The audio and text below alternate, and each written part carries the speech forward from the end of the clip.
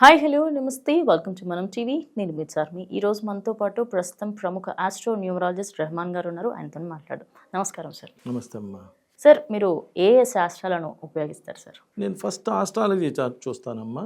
మన life 80 to 90% మన జాతక చక్రం ప్రకారమే జరిగిద్దమ్మా. ప్లస్ న్యూమరాలజీ ప్రకారం అసలు పేరు బాగుందా లేదా, పేరు బలం అంటారు. పేరు బాగుంటే లైఫ్ బాగుంటుంది, పేరు బాగోకపోతే లైఫ్ చాలా ఇబ్బందిగా ఉంటుంది.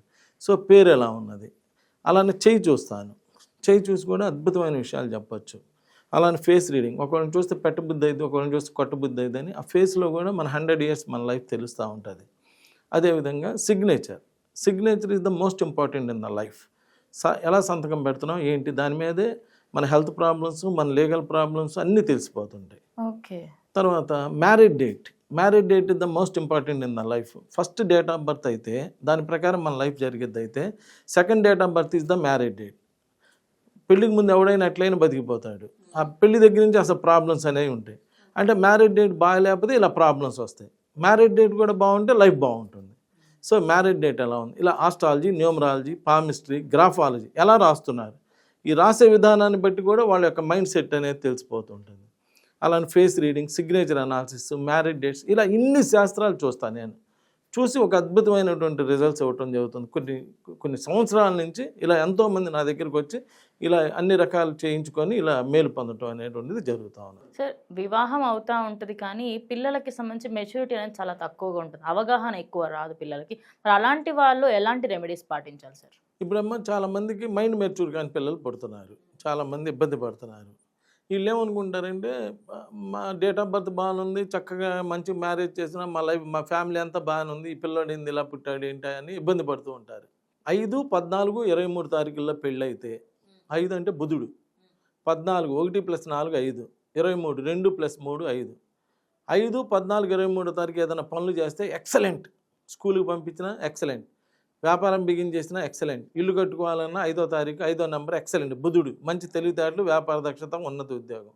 పెళ్ళికి పనికిరాడు 5 నపుంసక గ్రహం. నపుంసక గ్రహంలో పెళ్ళి అయితే పిల్లలు బాగా పుట్టరు, ఫైనాన్షియల్ పొజిషన్ దెబ్బతినిపోతుంది. ఇంకొక చిన్న విషయం ఏంటంటే, అమెరికాలో ఒక డాక్టరు, భార్యాభర్తలు ఇద్దరు డాక్టర్లు, అమెరికాలో నా ప్రోగ్రాం చూసి వాళ్ళ అబ్బాయి మైండ్ మెచ్యూర్ కాని అబ్బాయి, అక్కడి నుంచి ఆన్లైన్లో ఇది తీసుకున్నారు. డాక్టర్స్ అమ్మ అమెరికాలో ఆన్లైన్లో తీసుకున్నాక నేను అంతా కరెక్షన్ చేసి మ్యారేజ్ డేట్ 5వ తారీఖు అయితే ఆ మ్యారేజ్కి సంబంధించిన రెమెడీస్ అన్నీ చేస్తే అబ్బాయి ఇప్పుడు ఎక్సలెంట్గా ఉన్నాడు. వాళ్ళు కేవలం థ్యాంక్స్ చెప్పడానికి అమెరికా నుంచి అక్కడికి వచ్చి చెప్పి వెళ్ళారు. అంత రిజల్ట్స్ ఉంటాయి. ఏదైనా కానీ ఫాలో అవ్వాలి. జ్వరం వచ్చిందయ్యా ఈ ట్యాబ్లెట్ వేసుకోయ్యా, ఇవాళ ఒకటి మధ్యాహ్నం ఒకటి సాయంత్రం ఒకటి వేసుకో తగ్గిపోయిద్దంటే ఒకటి వేసుకొని మిగిలిన 2 వేసుకోకుండా తగ్గలేదంటే కుదరదు. లేదా ఒకటి పొద్దున సాయంత్రం ఒకటి వేసుకొని తగ్గలేదన్నా కుదరదు. ఆయన డాక్టరు అంత కష్టపడి చదివింది ఎందుకంటే నీకు ఏం చెప్పాడు అది ఫాలో అయ్యి అప్పుడు తగ్గకపోతే ఎందుకు తగ్గలేదని అడగాలి. అలా ఫాలో కాకుండా చేస్తే కుదరదమ్మా. పెద్ద పెద్ద డాక్టర్స్, పెద్ద పెద్ద సైంటిస్టులే నేను చెప్పినటువంటి ఫాలో అయినాక అద్భుతమైనటువంటి రిజల్ట్స్ పొందుతున్నారు. Marriage date is the most important in the life. Date of birth నీ చేతుల్లో లేదు, మ్యారేజ్ డేట్ నీ చేతుల్లోనే ఉంది. కాబట్టి చక్కటి మ్యారేజ్ డేట్ పెట్టుకోకుండా ఏదో ఒక డేట్లే, ఇది 100 ఏళ్ళకు ఒకసారి వచ్చే డేట్ అని 5వ తారీఖు, 14వ తారీఖు, 23వ తారీఖు పెళ్ళిళ్ళు చేసుకోమని. మనకు 100 ఏళ్ళకు ఒకసారి వచ్చేది వద్దు, రెగ్యులర్గా వచ్చేది అయితే చాలమ్మా. రెగ్యులర్గా చక్కగా హ్యాపీగా ఉంటే చాలు. అలా చేసుకోండి. నమస్కారం.